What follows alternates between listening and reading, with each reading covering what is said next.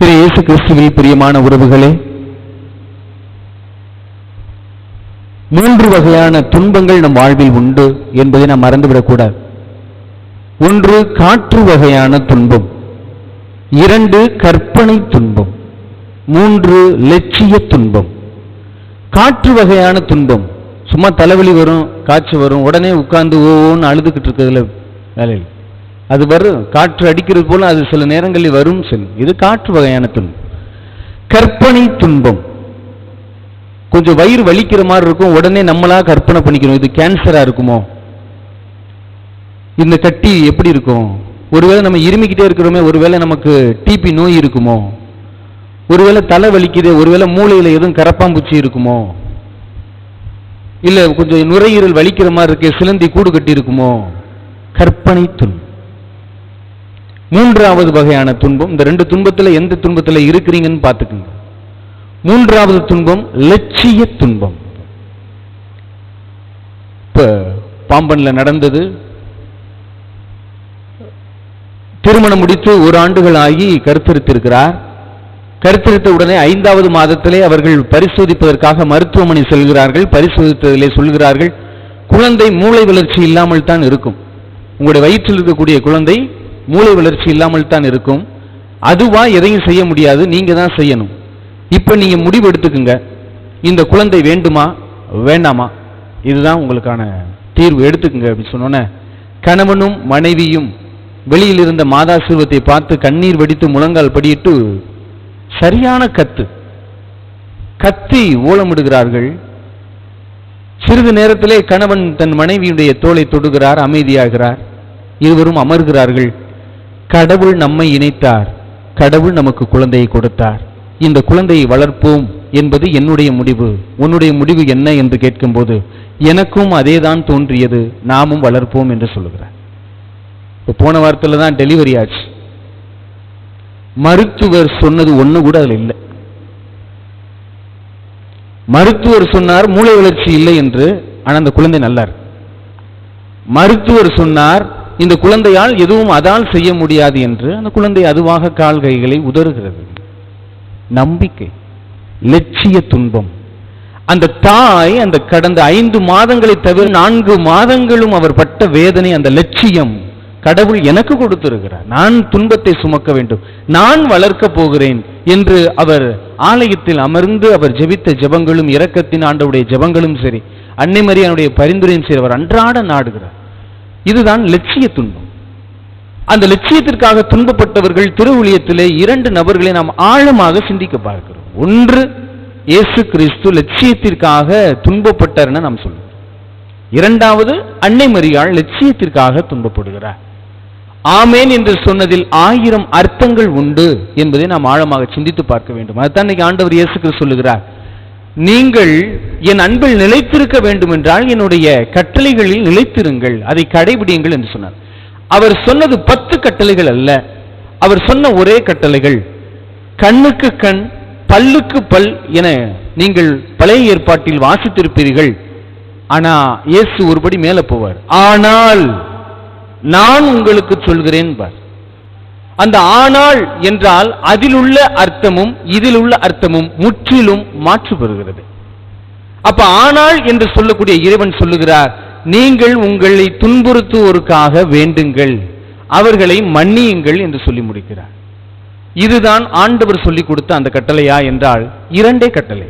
ஒன்று, எல்லாவற்றிற்கும் மேலாக கடவுளை அன்பு செய். இன்னைக்கு நம்ம டிவியவும் செல்போனையும் அன்பு செய்து கொண்டிருக்கக்கூடிய இந்த தருணத்தில் நாம் ஏன் ஆண்டவரை அன்பு செய்ய மறந்து விடுகிறோம், மறுத்து விடுகிறோம் என்பதை ஆழமாக சிந்தித்து பார்க்க வேண்டும். உங்க மனசாட்சியை தொட்டு சொல்லுங்க, நீங்க பார்க்கிற நாடகத்தில் யாருக்காவது ஒரு மனைவி ஒரு கணவன் இருக்காங்களா? இல்ல எந்த மாமியாரையாவது நல்லவங்களை காமிச்சிருக்கிறாங்களா? இல்ல எந்த மருமகளையாவது பொறுப்புள்ள மருமகளாக காமிச்சிருக்கிறாங்களா? இதுதாங்க கற்பனை துன்பம். டிவியில நடக்கிறது என் குடும்பத்திலே நடக்கிற மாதிரி நம்மளும் கற்பனை பண்ணி ஒருவேளை மருமக கோயிலுக்கு போறது எங்கே போகுதோன்ட்டு இங்க வீட்டுல மாமனாரும் மாமியாரும் சுடுதண்ணியை காலில் ஊத்திக்கிட்டு உட்கார்ந்துகிட்டு இருக்காங்க. பாத்தீங்களா? நேத்து பார்த்த நாடகத்தினுடைய வெளிப்பாடு இதுதான்.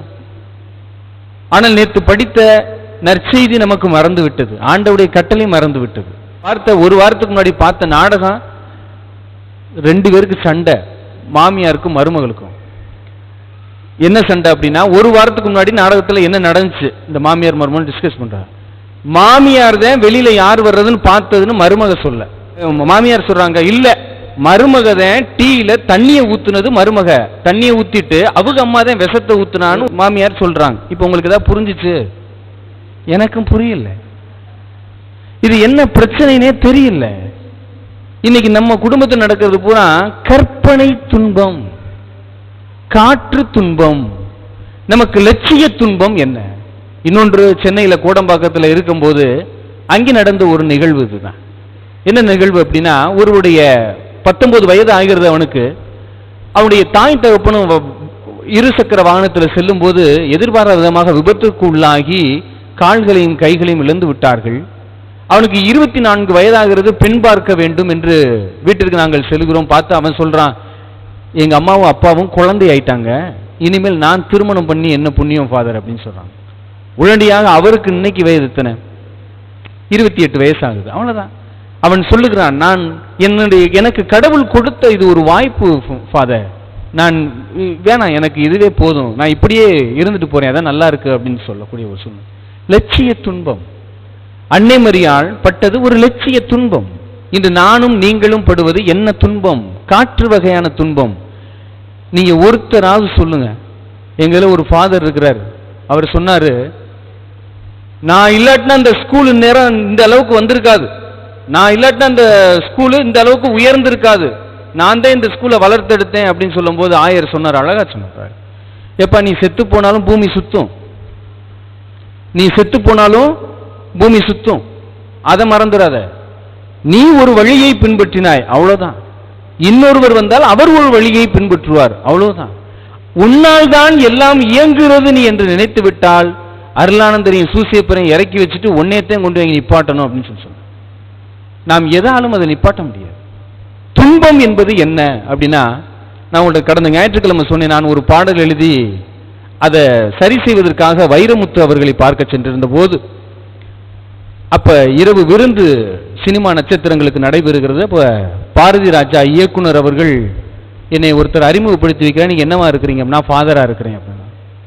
அப்ப பாரதி ராஜா கடவுள் மறுப்பு கொள்கையால கடவுளை நம்ப மாட்டார். அப்ப அவர் சொல்றாரு, சும்மா ஏன் ஃபாதருக்கு போய் படிச்சுக்கிட்டு கல்யாணம் பண்ணோமா, ஜாலியா இருந்தோமா, புள்ள குட்டிங்களை பத்தமா, அப்படியே போனோமான்னு இருக்க வேண்டியதானே, ஏன் போய் ஃபாதருக்கு படிச்சுக்கிட்டு இருக்கீங்க? சரி நீங்க படிக்கிறீங்க, உங்கள்கிட்ட நான் உன்கிட்ட ஒரு கேள்வி கேட்கிறேன், எனக்கு அதுக்கு மட்டும் பதில் சொல்லுங்க அப்படின்னாரு. கேளுங்க. கடவுள் உண்மையிலே இருக்கிறார்னா ஏன் பிரச்சனை நடக்குது? ஏன் சுனாமி வருது? ஏன் நிலநடுக்கம் வருது? இரு நாடுகளுக்கிடையே ஏன் சண்டை வருது? ஏன் கொலை தாக்குதல் அதிகமாக இருக்கிறது என்று என்னை பார்த்து கேட்டுக்கிட்டே இருந்தார். நான் விழி பிதுங்கியவனாய் நின்று கொண்டிருந்தேன். ஏன்னா இந்த கேள்வியை நம்மள்ட்ட என்ன கேட்டுட்டு இருக்காரு. இப்ப நான் உங்கள்கிட்ட கேட்கிறேன், பதில் சொல்லிடுவீங்களா? உடனே என்ன பண்ணுவீங்க? தொடக்க நூலிலே ஆண்டவர் இயேசு கிறிஸ்து கூறுவது போலவே, லூக்கா நற்செய்தியில் சொல்வது போலவேன்னு நம்ம ஆரம்பிப்போம். ஆனா அவர் கடவுள் மறுப்பு கொள்கையாளர், எதையும் பயன்படுத்தக்கூடாது. உடனடியாக வைரமுத்து அவர்கள் என்னுடைய தோளை தட்டி சொன்னார், ஃபாதர் நீங்க நில்லுங்க, நான் இந்த பயலுக்கு நான் பதில் சொல்றேன் அப்படி சொல்லி சொன்னார். ராஜா, கடவுள் உலகை படைத்தார், மனிதன் தனக்கென எல்லைகளை வகுத்தான், பிரச்சனை இவன்ட்ட தான் இருக்கே தவிர கடவுள்கிட்ட இல்லடா அப்படின்னார். கடவுள் உலகை ஒட்டுமொத்தமாக படைத்தார். நீல் ஆம்ஸ்ட்ராங் என சொல்லப்படும் ஆம்ஸ்ட்ராங் யார்ப்பா? நம்ம ஏரியா கவுன்சிலர் தெரியும்ல, நிலாவில் அவர் தரையிறங்கும் போது கேட்ட முதல் கேள்வி தான், மேல இருந்து என்னத்தை பார்த்தீங்க அப்படின்னு கேட்டார். எனக்கு அமெரிக்கா என்றோ இந்தியா என்றோ சீனா என்றோ ரஷ்யா என்றோ ஒன்றும் தெரியவில்லை, மாறாக ஒரே ஒரு புள்ளி மட்டும்தான் தெரிந்தது, அது பூமியாக தெரிந்தது, அவ்வளவுதான். இன்று நம்முடைய பார்வையிலே அதுதான். ஆண்டவர் உயரத்தில் இருந்து பார்க்கிறார், நாம் குறுகிய பார்வை கொண்டு பார்த்து கொண்டு. உயரத்தில் இருந்து பார்த்தால் எந்த பிரச்சனையுமே கிடையாது. உங்களுக்கு இருக்கிற பிரச்சனை எனக்கிட்ட இல்ல, என்கிட்ட இருக்கிற பிரச்சனை உங்கள்கிட்ட இல்ல, இருக்க தேவையில்லை. ஆனா நம்மகிட்ட இருக்கிறது பூரா பிரச்சனையே இல்லை. அதை மட்டும் நம்ம ஆழமா புரிஞ்சுக்கணும். அதனால தான் அழகா ஒரு கவிதை எழுதினேன். என்ன எழுதினேன்னா, தேவையானதை தேவையான நேரத்தில் செஞ்சுட்டோம் அப்படின்னா தேவையில்லாம தேவையில்லாத ஆளுகள்கிட்ட எந்த தேவைக்காக நம்ம திட்டு வாங்கணும்னு எந்த தேவையுமே கிடையாது. இன்னைக்குரிய தேவை என்ன? இன்னைக்கு நான் துணியை துவைக்கணும், துவைச்சா எனக்கு பிரச்சனை இல்லையே. இல்ல இன்னும் 2 பேண்ட் சட்டை சேலை சட்டையெல்லாம் சேரட்டும், நாளைக்கு துவைச்சுக்குருவோம், துன்பத்தை நான் இன்னும் கொஞ்சம் கூட்டிட்டு போறேன்னு தானே அர்த்தம். இன்னைக்குரிய வாசகத்தை நான் வாசிட்டேன்னா எனக்கு பிரச்சனையே இல்லையே. இல்ல நான் ஒரே நாள்ல தொடக்க நூலை பூரா முடிக்கிறேன் அப்படின்னு முடிச்சுக்கிட்டு இருக்கிறோம். இன்னைக்கு திருவிழியம் படித்தவர்களை சொர்க்கத்தில் இடம் இருக்கான்னு கேட்டா தெரியாது. திருவிழியம் படி வாழ்ந்தவர்களுக்கு இருக்கான்னு கேட்டா இருக்குன்னு ஆண்டவர் இன்னைக்கு சொல்றார். எனவே படித்தவர்கள், பட்ட படிப்பு படித்தவர்கள், அப்பா வாப்பா டாக்டரேட் முடிச்சிருக்கிறியா உனக்கு சொர்க்கம் டிக்கு போ, நீ என்ன MBBS முடிச்சிருக்கிறியா டிக்கு போ. நான் உண்மையிலே சொல்றேன், எல்லாம் ஏமாத்து போயிலுங்க. இந்த உலகத்துல எல்லாருமே ஏமாத்து போயிலுங்க, சுயநலவாதிங்க. தான் நல்லா இருக்கணும்னா மற்றவனை கெடுக்கிறதுக்கு தான் தயாரா இருப்பாங்க. அதனால தான் 2 விஷயத்துல சரியா இருக்கணும். நீங்க ஒருபோதும் நான் ஏமாந்து விட்டேன் என சொன்னீர்கள் என்றால் உலகத்திலே முக்கிய முட்டாள் நீங்கள் தான். நீங்கள் ஏமாறவில்லை, அதுக்கு நீங்கள் தான் காரணம், யாரும் உங்களை ஏமாற்றவில்லை. நான் ஏமாந்து விட்டேன் என்று சொல்லலாம், என்னை ஏமாற்றி விட்டார்கள் என சொல்லக்கூடாது. ஒன்றை பற்றி தெரியாதது நம்முடைய தவறு, அதை நாம் ஆழமாக சிந்தித்து பார்க்க வேண்டும். எனவே பிறர் நம்மை ஏமாற்றுகிறார்கள் என்பது அல்ல, நம்ம ஏமாந்துட்டோம் அவ்வளவுதான். யார் உங்களை நம்ப சொன்னது? நான் அப்படி நினைச்சேன் ஃபாதர், என் தம்பியை உருகி உருகி வளர்த்தேன் ஃபாதர், நான் என் மகனும் மகளையும் பாலும் தேனும் ஊட்டி வளர்த்தேன் பாரு. ஏன் வளர்த்தீங்க? இல்ல ஏன் வளர்த்தீங்கன்னு கேட்கிறேன். அப்படி கிடையாது. கொஞ்சம் துன்பத்தை காட்டி வளங்க, கொஞ்சம் அழுக விடுங்க, கொஞ்சம் ஏங்க விடுங்க, கொஞ்சம் காத்திருக்க விடுங்க உங்களுடைய பிள்ளைகளை. இன்னைக்கு ஏன் தற்கொலைகள் அதிகமாகிறது? ஏன்னா அப்பா கேட்டோன்னு வாங்கி கொடுத்துறாரு. இப்ப பாம்பன்ல 2 மாசத்துக்கு முன்னாடி ஆக்சிடென்ட், மகன் 8ஆம் கிளாஸ் தான் படிக்கிறான். அப்பா எனக்கு வண்டி வாங்கி கொடுத்தா வாங்கி கொடுக்கலன்னா உங்க 2 பேரையும் நான் டைவர்ஸ் பண்ணிடுவேன் அப்படின்றான். உடனே அப்பா ஐயோ என் மகன் கேட்கிறானே, என் மகன் உருகி உருகி வளர்க்கணுமே அப்படின்ட்டு வண்டி வாங்கி கொடுக்குறாரு. அந்த வண்டி என்னடா 3 மாடி வண்டியா இருக்கு. சீட்டு 1st ஃப்ளோர்ல இருக்கு, 2வது சீட்டு 2nd 3rd ஃப்ளோர்ல இருக்கு. அவன் உட்கார்ந்து போறான், அப்புறம் ஆம்புலன்ஸ்ல போறான். அவனுக்கு எந்த ஃப்ளோரும் சொந்தம் இல்ல, ஆம்புலன்ஸ் தான் சொந்தமா இருக்கு. அதுல ஏறி போறான், இறந்துட்டான். கொத்தனார் கரண்டி போட்டு தான் வலிச்சு எடுத்தாங்க ரோட்ல. இன்னைக்கு நீங்களும் உங்களை பிள்ளைகளை அன்பு செய்கிறீர்கள் என்றால் நீங்கள் அவர்களை காத்திருக்க வையுங்கள், அவங்களை கண்ணீர் விட வையுங்கள், அவர்களை ஏங்க வையுங்கள், அவர்களை கொஞ்சம் தொலைநோக்கு பார்வையில் கொண்டு போய் சேருங்கள். அப்பொழுதுதான் அந்த வாழ்க்கை இனிமையாக இருக்கும். கேட்டதெல்லாம் உடனே உடனே கொடுத்து, ஏடிஎம் உடனே பக்கத்தில் இருக்கு, சாப்பாடு அறை பக்கத்தில் இருக்கு, நடுவில் பாயை படுக்க போட்டு இங்கே ஸ்நாக்ஸ் இங்கே இது எல்லாம். அப்ப பண்ணி மாதிரி தான் வளரும், அது எப்படி குழந்தை மாதிரி வளரும்? அப்ப என்னுடைய சிந்தனை எப்படி இருக்கிறது, என்னுடைய வளர்ப்பு எப்படி இருக்கிறது, என்னுடைய சிந்தனையும் சொல்லும் எப்படி இருக்கிறது என்பதை நாம் ஆழமாக சிந்தித்து பார்க்க வேண்டும். இந்த காற்று துன்பத்தையும் இந்த கற்பனை துன்பத்தையும் நாம் தவிர்த்து விட்டு கொஞ்ச நேரமாவது லட்சிய துன்பத்திற்கு நாம் இடம் கொடுக்க வேண்டும். உண்மையிலேயே சந்தோஷமான மனிதர்கள் யார் என்று கேட்டால், எவருக்கு படுத்த உடனே தூக்கம் வருதோ அவர் சந்தோஷமான மனிதர் என்று சொல்வார். நேரத்துக்கு 24 மணி நேரம் தூங்குறவங்களை சொல்லல, மாத்திரையை போட்டு தூங்குறவங்களை சொல்லல, நேரத்துக்கு தூங்குறவங்களுக்கு சரியா தூக்கம் வரும், எந்திரிக்கணும், அவ்வளவுதான்.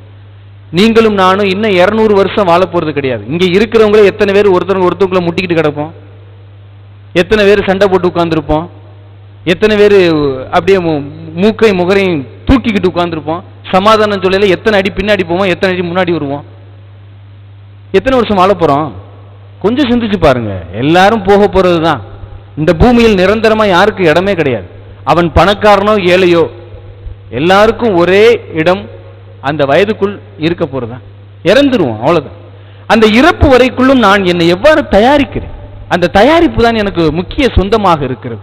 பதுவை அந்தோணியாரை பற்றி நாம் குறிப்பிடுகிறோம். இந்த செவ்வாய்க்கிழமை அவரும் தன்னுடைய வாழ்க்கையில் என்ன செய்கிறார், அந்த கிராமத்தில் என்ன செய்வார்கள் என்றால் 6 மணி ஆயிடுச்சு அப்படின்னா வீட்டு கதவை அடைத்து விடுவார்கள், வீட்டினுடைய ஜன்னலை மட்டும் திறந்து வைத்திருப்பார்கள். ஒரு பாதி ஜெபமாலையை இவர்கள் சொல்ல, மறுபாதியை இவர்கள் சொல்லுவார்கள். இது அந்தோணியாருக்கு பழக்கமாகிறது. கடலுக்கு செல்லுகிறார், ஒரு பாதிரியார் சாமியார் ஆயிட்டு கடலுக்கு போறாரு. மீனவர்களை பார்த்து கூப்பிடுகிறார், வாங்கள், இறைவன் உங்களுக்கு போதிக்க சொல்லுகிறார், வாங்கள் வாங்கள் கூப்பிடுறாரு. ஒரு பயலும் போல. அவர் கொஞ்சம் கூட சலிக்கல மனுஷன். விறுவிறு கடலுக்கு போறாரு, கடலிலே காலை வைக்கிறார். My dear brothers and sisters of fish, come to me, I want to give the gospel to you, good news to you அப்படிங்கிறாரு. உடனே அம்புட்டு மீனும் கரைக்கு வருது. இவர் உடனே சொல்லுகிறார், ஆண்டவர் உங்களை படைத்திருக்கிறார், உங்களை ஆனந்தமாக படைத்திருக்கிறார் என்று சொல்லுகிறார். நம்ம எல்லாரும் இப்ப ஜெபமாலை சொல்லுவோமான்னு கேட்கிறாரு மீனை பார்த்து. இவர் அருளிந்த அறிவாளர் சொல்றாரு, இவர் ஒரு பாதியை சொல்ல அவங்க எல்லாம் மறு பாதியை எப்படி சொல்லுவாங்க? மீனெல்லாம் துடுப்பை பிடிச்சி டப்பு டப்பு டப்புன்னு அடிச்சுக்கிட்டு சொல்லிக்கிட்டு கிடக்கு. அதனால பாத்தீங்க அப்படின்னா இது எப்படி இந்த பழக்கம் வந்தது? சிறு குழந்தையிலிருந்தே கொண்டு வரப்பட்டது. அப்ப அந்த இயற்கையும் அவர் நேசிக்கக்கூடிய அந்த பண்பு அவருக்கு எப்படி வந்தது? இன்னைக்கு நம்ம அருளிந்த அறிவாளர் சொல்லல, நம்ம சிந்தனையவே நம்மளால கட்டுப்படுத்த முடியலையே. அந்த சிந்தனையை நான் எப்படி கொண்டு போகிறேன்? இன்னைக்கு நான் ஜெபமாலையில உள்ள உட்கார்ந்து இருக்கவங்களும் சரி, வெளியில நடந்தாலும் சரி, என்னுடைய சிந்தனை எங்கெங்க போச்சு? காற்று துன்பத்துக்கு போச்சா? கற்பனை துன்பத்துக்கு போச்சா? லட்சிய துன்பத்துக்கு வரவே இல்லையே. அப்ப என்னுடைய நிலை எங்கு இருக்கிறது? தலைவலியிலே இருக்குதா? பதவி பட்டத்திலே இருக்கிறதா? பொறுப்புகளிலே இருக்கிறதா? யாரை எப்ப பழி வாங்கலாம்னு இருக்கிறதா? எந்த குடும்பத்தை எப்ப கவுத்து போடலாம்னு இருக்குதா? இல்லை ஆண்டவருக்கான லட்சியமாக மாற்றப்படுகிறதா? இதுதான் லட்சிய துன்பமாக படுகிறது. இன்று நாம் தொடங்குவோம், இன்னையிலிருந்து நான் லட்சிய துன்பத்திற்காக பாடுபட போகிறேன், ஆண்டவரை நான் தொடப்போகிறேன் என்ற ஒரு மைய நிலையோடு இந்த 3 வகையான துன்பங்களை நினைத்து பாருங்கள். 1 என்னது? காற்று. 2 கற்பனை துன்பம். 3 நீங்களும் நானும் எந்த துன்பத்தில் இருக்கிறோம் என்பதை ஆழமாக சிந்தித்து பார்ப்போம். ஆமென்.